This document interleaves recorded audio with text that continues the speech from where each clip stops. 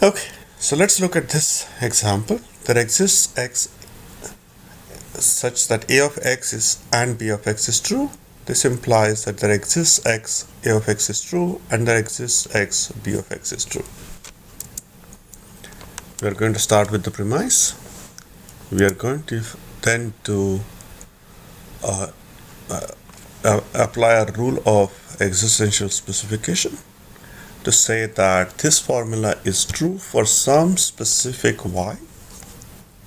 Note that y is fixed now. From here I can get a of y, I can get b of y, and from ay I can conclude that there exists x, a of x. So I'm going from here to here, and I'm going from here to here. That is, if b of y is true, that means there is some x for such that b of x is true. And then I can put that together, and that will give me the conclusion that I need. Once again, I want you to see what's going on with this proof, understand what's going on, and if something isn't clear, ask. Now let's ask this question, is the converse true? So this is what we have. So let's imagine that this is a proof that I'm going to write. There exists x, a of x, therefore a of y for some y. There exists x, b of x, therefore b of y.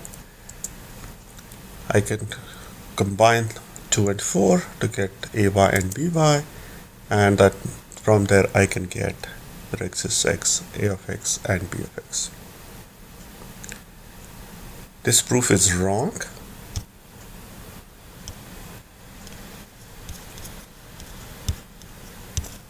The question is, where is the mistake?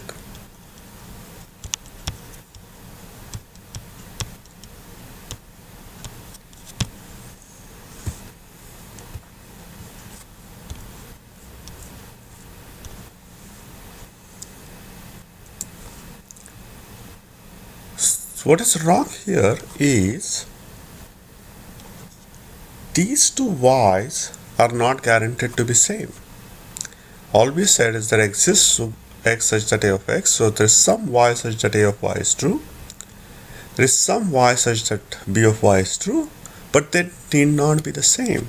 So in fact, I shouldn't be writing this, I should be writing it as b of z, because it is true for something, but it's not true for that y that was already fixed before. And because of that, you can't get b of y. You just know that b is true for something, but not necessarily for y that was fixed in step 2.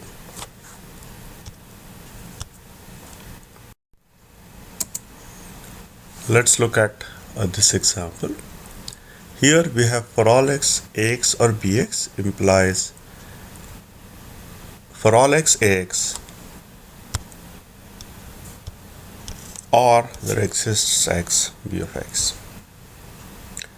Now, let's see what proof method is likely to work better for here. So here I have for all x, a of x or b of x as my premise. So I can start with that. Then what? I have for all x something, so I can instantiate it with some value. But what do I instantiate it with? I don't have any x in the domain that I can work with.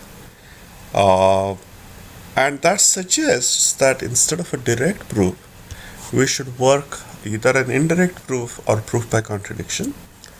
So in this case, we are going to do a proof by contradiction. To do that, we are going to add negation of a conclusion as one of our premises. So the first step that we have added negation of the conclusion, negation of this part as our premise. The next part are fairly straightforward. We applied De Morgan, simplified further. I'm not going to go through each step in the proof, but I want you to verify each step of the proof and see if these justifications that we have over here are actually valid. Now, if you verify this, you will find that at the end we get a contradiction because the formula 10 and 12 are exactly opposite of each other, and that means that we have proved that if I assume the negation of the conclusion, then that implies false along with the rest of the hypothesis, and that means the statement that I have written is actually true. Once again, we are at the check before you go ahead slide.